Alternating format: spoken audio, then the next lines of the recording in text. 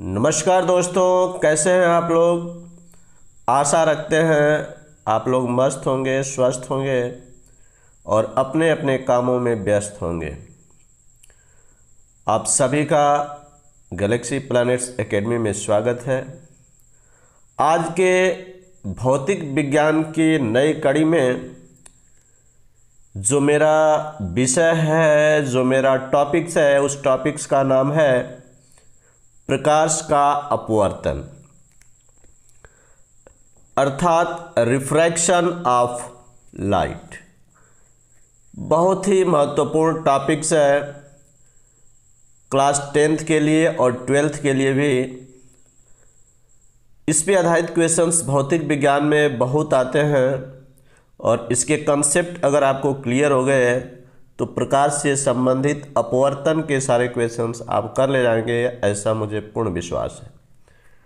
सबसे पहले हम बात करेंगे प्रकाश के अपवर्तन के बारे में कि what is the refraction of light, यानी प्रकाश का अपवर्तन क्या होता है, किसे कहते हैं। तो देखेंगे प्रकाश की किरणें जब एक माध्यम से दूसरे माध्यम में जाती हैं तो अपने मार्ग से विचलित हो जाती हैं। प्रकाश की इसी घटना को अपवर्तन कहते हैं। ध्यान रखेंगे, जब लाइट रेज जब एक मीडियम से दूसरे मीडियम में प्रवेश करती है तो अपने मार्ग से विचलित हो जाती है, अपने मार्ग से भटक जाती है। इस घटना को ही हम प्रकाश का अपवर्तन कहते हैं। हम इसमें जो है 3 कंडीशंस के आधार पे आपको समझाएंगे। मान लीजिए आपके पास 2 माध्यम है और दोनों माध्यम का अपवर्तनांक m1 = m2 हो। तो जब 2 माध्यम हो और दोनों माध्यम के अपवर्तनांक आपस में बराबर हो तो उनको समांगी माध्यम कहा जाता है। और इसमें प्रकाश की किरणें जो है एक सीधी रेखा में चलती हैं, यानी वह अपने मार्ग से विचलित नहीं होती हैं। कब? जब दोनों माध्यमों का अपवर्तनांक आपस में बराबर हो। आप देख सकते हैं ये प्रकाश की किरण आपतित हुई है और सीधे अपवर्तित हो गई है, अपने मार्ग से कहीं भी विचलित नहीं हुई है। तो ऐसा तब होता है जब दोनों के माध्यम आपस में बराबर हो। दूसरा कंडीशन हम देखेंगे कि सपोज दैट हमने मान लिया कि जो हमारे 2 माध्यम है उसमें पहला माध्यम का अपवर्तनांक यदि दूसरे माध्यम के अपवर्तनांक से कम हो, तब पहला माध्यम को हम बोलेंगे विरल माध्यम और दूसरे माध्यम को बोलेंगे सघन माध्यम। यानी जिसका अपवर्तनांक ज़्यादा होता है वो सघन होता है और जिसका अपवर्तनांक कम होता है वो विरल माध्यम होता है। तो जब प्रकाश की किरणें विरल माध्यम से सघन माध्यम में प्रवेश करती है या जाती है तो वो अभिलंब की ओर झुक जाती है। बहुत ही इंपॉर्टेंट पॉइंट है कि ये देख सकते हैं 2 माध्यम है, ये विरल माध्यम और ये सघन माध्यम है।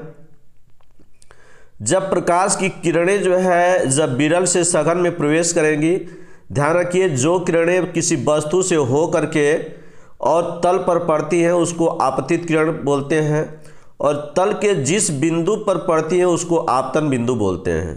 और इसी आपतन बिंदु से इस तल पर जो 90 डिग्री का कोण बनता है इसको हम बोलते हैं अभिलंब।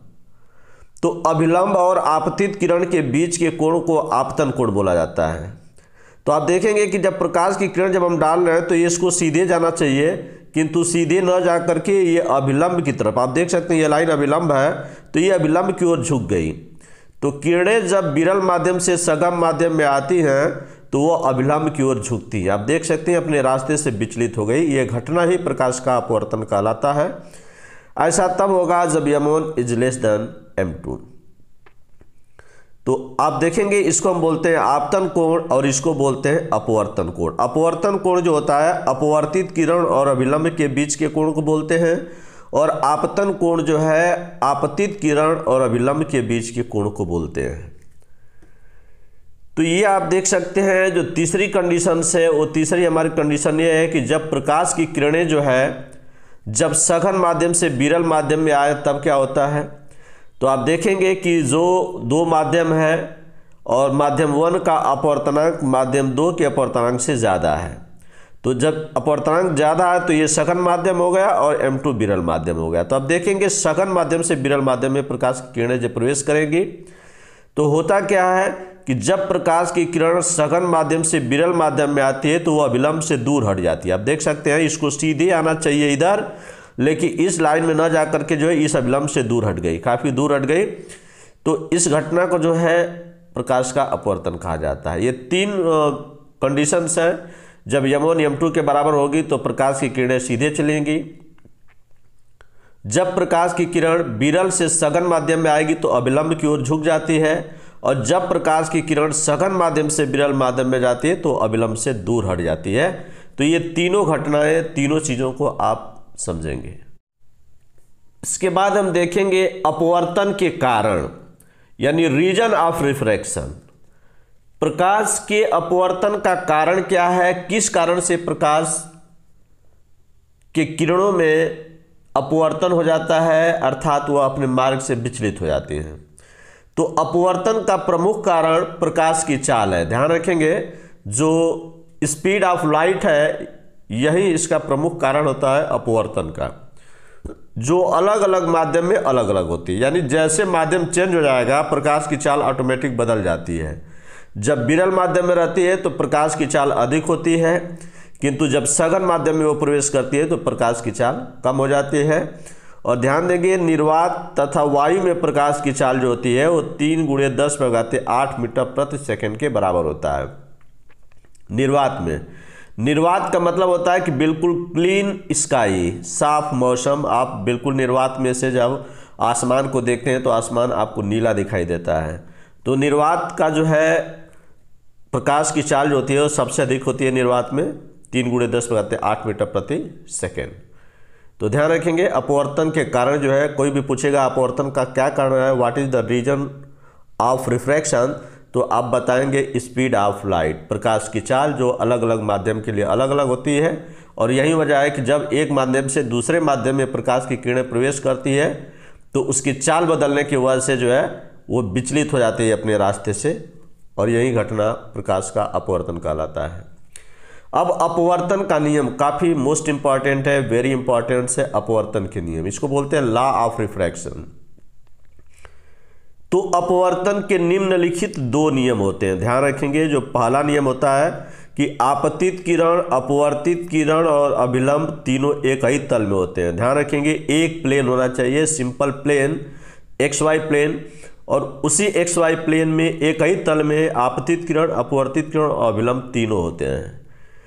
दूसरा जो इसका रूल्स है वो ये है कि किन्हीं 2 माध्यमों के लिए तथा एक ही रंग के प्रकाश के लिए आपतन कोण की ज्या यानी साइन तथा अपवर्तन कोण की ज्या अर्थात साइन का अनुपात नियत रहता है, कांस्टेंट रहता है, अर्थात बदलता नहीं है। तो ध्यान रखेंगे, साइन I बटा में साइन R, साइन I बटा में साइन R जो है वो कांस्टेंट होता है, नियत होता है। इसी को जो है हम सेकेंड रूल्स बोलते हैं अपवर्तन का, और इसे ही स्नेल का नियम भी कहा जाता है। कभी कभी आपसे क्वेश्चन पूछा जाता है कि स्नेल का नियम क्या है, तो स्नेल के नियम में आप यही बताएंगे कि जब प्रकाश की किरण एक माध्यम से दूसरे माध्यम में जाती है तो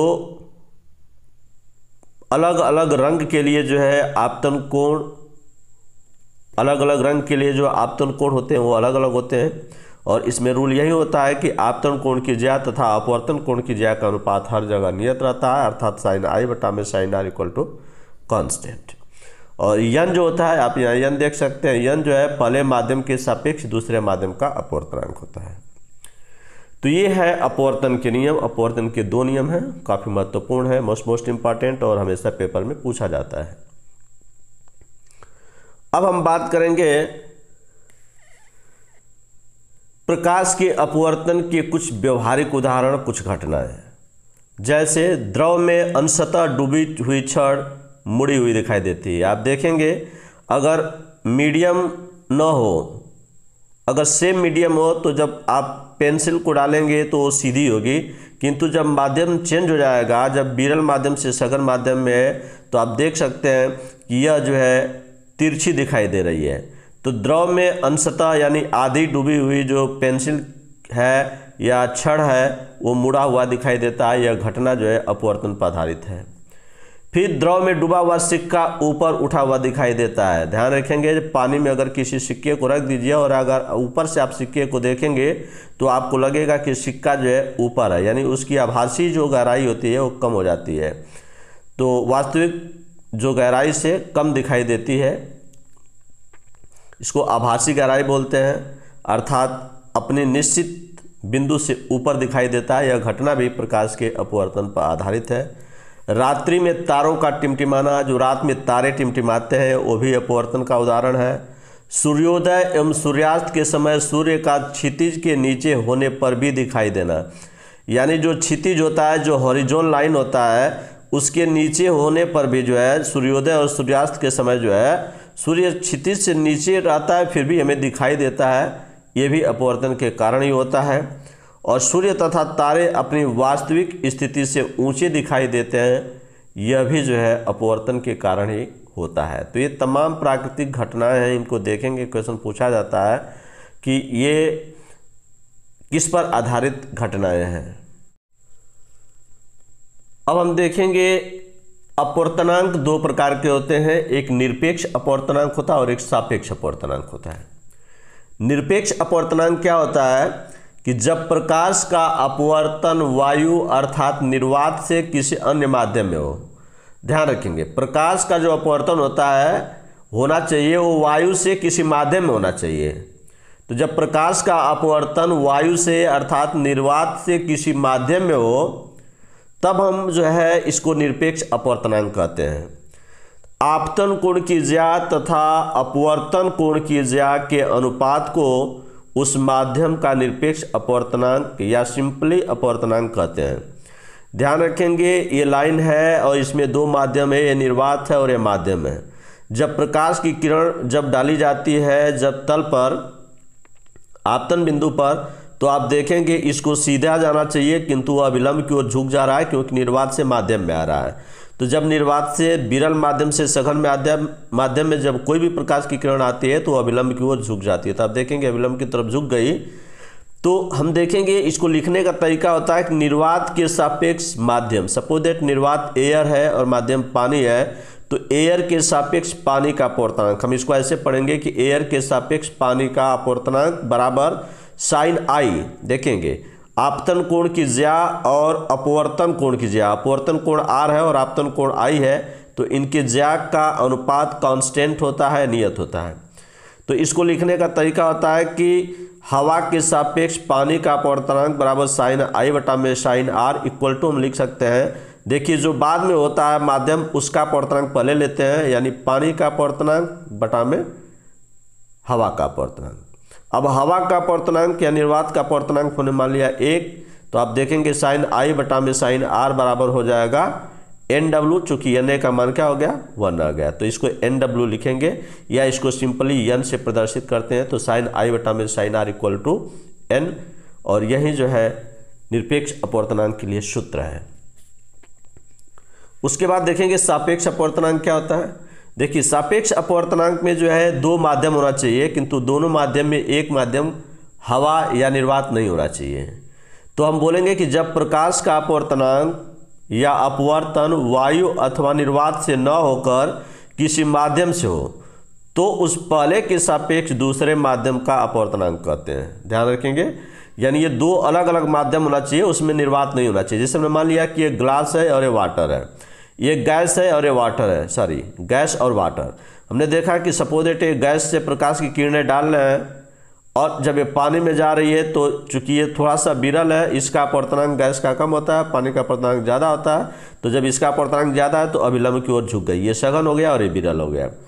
तो अब इसको हम लिखेंगे, देखिए किस से किस में जा रही है, गैस से जो है वाटर में जा रही है, तो हम लिखेंगे कि गैस के सापेक्ष पानी का अपवर्तनांक बराबर, अब देखिए आपतन कोण का ज्या और अपवर्तन कोण का ज्या का अनुपात, यानी साइन आई बटा में साइन आर इक्वल टू हम लिखेंगे पानी का अपवर्तनांक बटे गैस का अपवर्तनांक। तो ये लिखने का फार्मूला है, आप समझ जाएंगे। पहले बाद का माध्यम लेते हैं, उसके बाद पहले वाला माध्यम लेते हैं। तो दूसरे माध्यम का अपवर्तनांक बटे पहले माध्यम का अपवर्तनांक। इसके बाद हम देखेंगे प्रकाश की किरणों की उत्क्रमणीयता, reversibility of light. Reversibility of light होता है ये कि प्रकाश की किरणें जिस लाइन से गई हो पुनः उसी लाइन से वापस चली जाए। जैसे हमने मान लिया कि ये एक बीकर है, पानी से भरा हुआ बीकर, और इसमें हमने एक दर्पण यहाँ पे लगा दिया है। अब यहाँ से सूर्य की किरणें, जब प्रकाश की किरणें जब हम डाल रहे हैं किसी तल पर, तो जब किसी तल पर डालेंगे तो निर्वात से जब सघन माध्यम में आएगी तो देखेंगे अभिलंब की ओर झुक गई है, ये अभिलंब है हमारी लाइन, अभिलंब की ओर झुक गई। और इसके बाद झुकने के बाद जो है ये प्रकाश की किरणें जो है इस दर्पण पे पड़ी। जब दर्पण पे जब ये पड़ा 90 डिग्री पे, तो जब ये दर्पण पे पड़ा तो पुनः उसी माध्यम में उसका अपवर्तन हो गया। तो जब पुनः उसी माध्यम में जब उसका अपवर्तन हो गया तो आप देखेंगे ये यहाँ पे आएगा सघन माध्यम में से, सघन माध्यम से विरल माध्यम में जाएगा। तो विरल माध्यम में जाने के लिए इसको सीधे जाना चाहिए, लेकिन अभी अभिलंब से दूर हो जाएगा, यानी ये सीधे इस लाइन पे आ गई। तो इसको बोलते हैं रिवर्सिबिलिटी। रिवर्सिबिलिटी का मतलब होता है कि जिस लाइन से, जिस रास्ते से आई प्रकाश की किरणें पुनः उसी रास्ते होते हुए वापस चली गई, तो अब इसको रिवर्सिबिलिटी बोलते हैं। जैसे देखेंगे पहले हवा से पानी में आया था, तो हवा के सापेक्ष पानी का अपवर्तनांक बराबर लिखेंगे sin i बटा में sin r, समीकरण नंबर 1। फिर अब दूसरा कंडीशन क्या है कि अब पानी से हवा में जा रही है, तो देखिए ये पानी से हवा में जा रही है, तो पानी के सापेक्ष हवा का अपवर्तनांक बराबर sin r लेंगे, क्योंकि अब इस किरण के लिए जो है यह आपतन कोण हो गया और यह अपवर्तन कोण हो जाएगा। तो sin r बटा में sin i, समीकरण नंबर 2। अब समीकरण नंबर 1 और समीकरण नंबर 2 को आपस में गुणा कर दिया जाए तो आप देखेंगे कि हवा के सापेक्ष पानी का अपवर्तनांक गुणे पानी के सापेक्ष हवा का अपवर्तनांक बराबर sin i बटा में sin r गुणे sin r बटा में sin i। sin r से sin r कैंसिल हो जाएगा, sin i से sin i कैंसिल हो गया, इसकी वैल्यू हो गया 1। यानी हम लिख सकते हैं कि हवा के सापेक्ष पानी का अपवर्तनांक बराबर 1 बटा में पानी के सापेक्ष अपवर्तनांक। यानी देख सकते हैं कि ये विरोधाभास हो गया, यूनिवर्सल प्रोपोर्शनल हो गया, इसी को रिवर्सिबिलिटी बोलते हैं। रिवर्स हो गया, इसका ठीक उल्टा हो गया, इसी को उत्क्रमणीयता या प्रकाश का रिवर्सिबिलिटी ऑफ लाइट रेज कहा जाता है। अब देखेंगे मेरे प्यारे स्टूडेंट्स कि क्रांतिक कोण क्या होता है, what is the critical angle. बहुत ही महत्वपूर्ण है क्रांतिक कोण, क्रिटिकल एंगल। तो देखेंगे सघन माध्यम में वह आपतन कोण जिसके लिए विरल माध्यम में अपवर्तन कोण 90 अंश हो जाए क्रांतिक कोण कहलाता है, और इसे C से प्रदर्शित करते हैं। ध्यान रखेंगे हमने दो माध्यम ले लिया, ये विरल माध्यम, ये सघन माध्यम। सघन माध्यम का अपवर्तनांक n है और विरल माध्यम का अपवर्तनांक 1 है, निर्वात का अपवर्तनांक। अब यहाँ से प्रकाश की किरणें सघन माध्यम से विरल माध्यम में जा रही हैं। देखिए सघन माध्यम से जब किरणें हम डालते हैं, जो किरण डाली जाती है तल पे उसको आपतित किरण बोलते हैं, तो ये आपतित किरण बोलते हैं। और आपतित किरण और अभिलंब के बीच की कोण को हम बोलते हैं आपतन कोण। हमने मान लिया ये आपतन कोण है, और इस आपतन कोण के लिए अपवर्तित किरण 90 डिग्री होगा। देखेंगे आप इसको सीधे जाना चाहिए इधर, लेकिन सीधे न जा करके अगर ये इसमें जाती तो हम बोलते हैं कि अपवर्तन हो रहा है, लेकिन यहाँ भी न जा करके वो सीधे जो है इस अभिलंब से 90 डिग्री के कोण बनाते हुए अपने तल से, अपने सतह से पैरेलल निकल जाती है। तो ये 90 अंश का जो कोण बन गया, इसी को हम बोलते हैं क्रांतिक कोण। अब यहाँ जो C जो कहलाएगा वो क्रांतिक कोण कहलाएगा, क्योंकि इस एंगल के लिए जो है अपवर्तन कोण का मान 90 डिग्री हो गया। तो आप देखेंगे, लिखेंगे हम जो है इस सघन माध्यम में, विरल माध्यम में मान लीजिए डेंसर है और रेयर है, तो डेंसर के सापेक्ष रेयर का अपवर्तनांक बराबर, देखिए अब यहाँ पे आपतन कोण C हो गया, तो साइन C बटा में अपवर्तन कोण, और अपवर्तन यहाँ पे 90 डिग्री हो गया, तो साइन 90 डिग्री लिखेंगे। तो लिखेंगे, देखेंगे यहाँ पे रेयर का अपवर्तनांक बटे डेंसर का अपवर्तनांक बराबर साइन C बटा में साइन 90 डिग्री। साइन 90 डिग्री का मान 1 होता है। जब क्रॉस मल्टीप्लाई कर देंगे तो आप देख सकते हैं ये हो जाएगा रेयर का अपवर्तनांक, तो रेयर निर्वात है, निर्वात का अपवर्तनांक आप देख सकते हैं 1 है, तो 1 बटा में डेंसर का अपवर्तनांक n, तो 1 बटा n बराबर हो जाएगा साइन C बटा में 1, या आप इसको सिंपली लिख सकते हैं C बराबर साइन इनवर्स। देखेंगे यहाँ पे ये साइन C है, लेकिन जब साइन को जब इधर किया जाता है तो ये इनवर्स में हो जाता है, तो साइन इनवर्स 1/n, और इसी को हम बोलते हैं क्रांतिक कोण। C जो हो गया हमारा क्रांतिक कोण। तो कोई पूछेगा आपसे कि क्रांतिक कोण क्या होता है, तो आप बोलेंगे कि इसमें पहली कंडीशन ये होती है कि किरणों को सघन से विरल में जाना चाहिए, और सघन माध्यम में जो आपतन कोण होना चाहिए ऐसा होना चाहिए कि उस कोण के लिए जो है विरल माध्यम में अपवर्तन को 90 डिग्री हो जाए। तो जब ये 90 डिग्री हो जाएगा तब इस कोण को हम आपतन कोण न करके इसको बोलेंगे क्रांतिक कोण। उसके बाद हम देखेंगे एक बहुत ही महत्वपूर्ण है, वो है पूर्ण आंतरिक परावर्तन। देखिए पूर्ण आंतरिक परिवर्तन होता है कि सघन माध्यम में वह आपतन कोण जिसके लिए विरल माध्यम में अपवर्तन कोण का मान 90 डिग्री से अधिक हो जाए।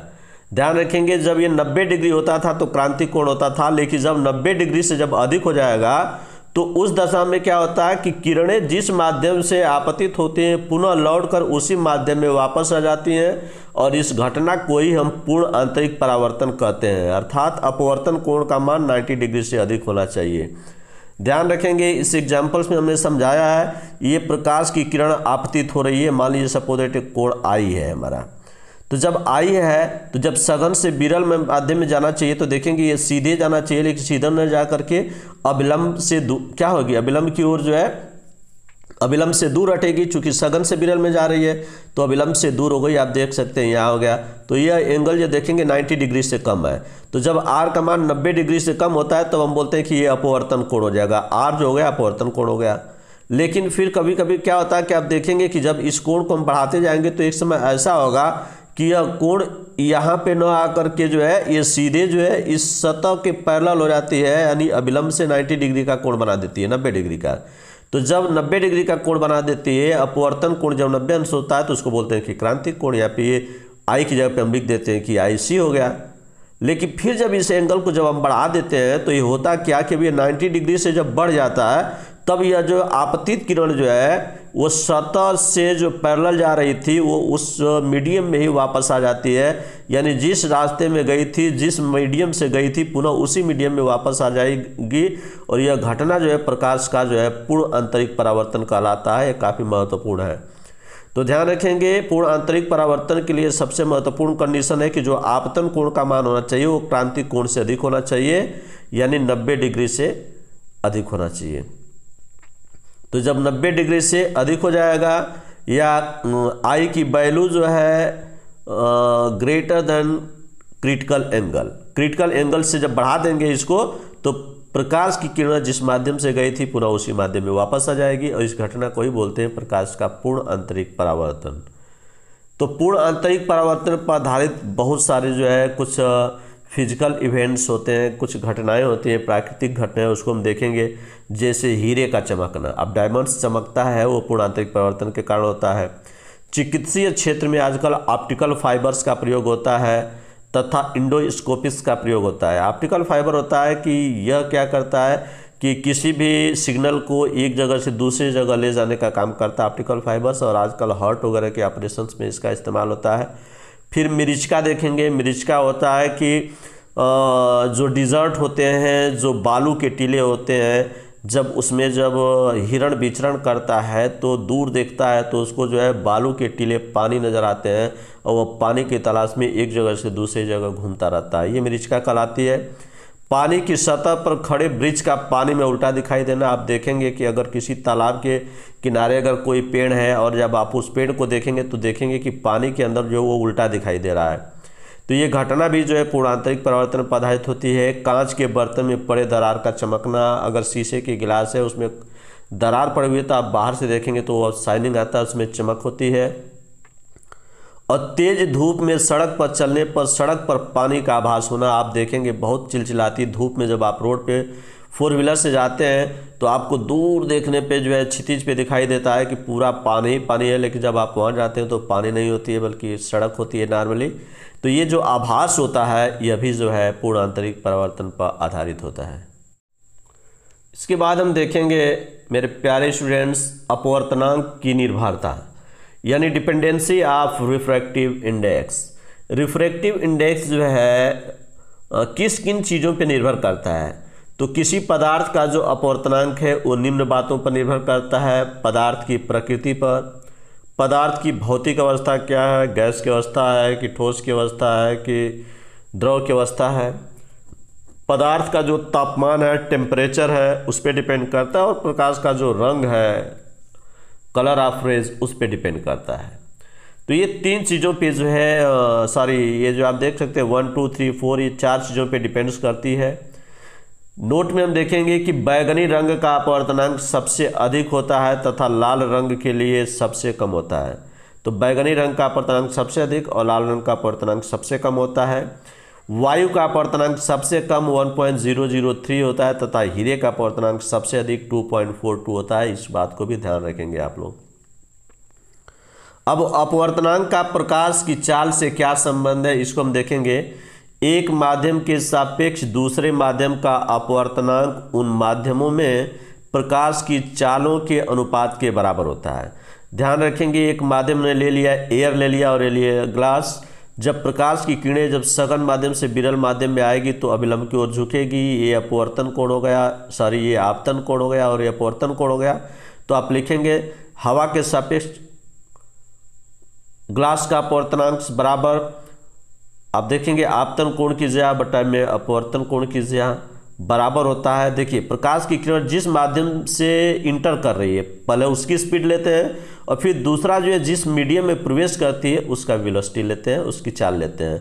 तो आप देखेंगे कि हो गया स्पीड ऑफ एयर बटा में स्पीड ऑफ ग्लास, क्योंकि प्रकाश की रेज एयर से ग्लास में आई थी, इस वजह से सबसे पहले हम स्पीड लेते हैं एयर का और फिर ग्लास का लेते हैं। तो हम देखेंगे कि हवा के सापेक्ष ग्लास का अपवर्तनांक बराबर, हवा में प्रकाश की चाल हमने मान लिया कि c है, तो हवा में प्रकाश की चाल c बटा में जो है ग्लास में इसकी स्पीड क्या है इसको हम लिख देते हैं। यहाँ पे हमने मान लिया कि ग्लास में स्पीड v है, तो हम लिखेंगे कि हवा के सापेक्ष ग्लास का अपवर्तनांक बराबर वायु में प्रकाश की चाल, आप देख सकते हैं c वायु में प्रकाश की चाल है और बटा में जो है vg क्या है, एक कांच में प्रकाश की चाल। तो ये कभी भी जो है प्रकाश की चाल निकालना होगा तो हम देखेंगे कि प्रकाश किस माध्यम से किस माध्यम में जा रही है, तो हम इसके आधार पे जो है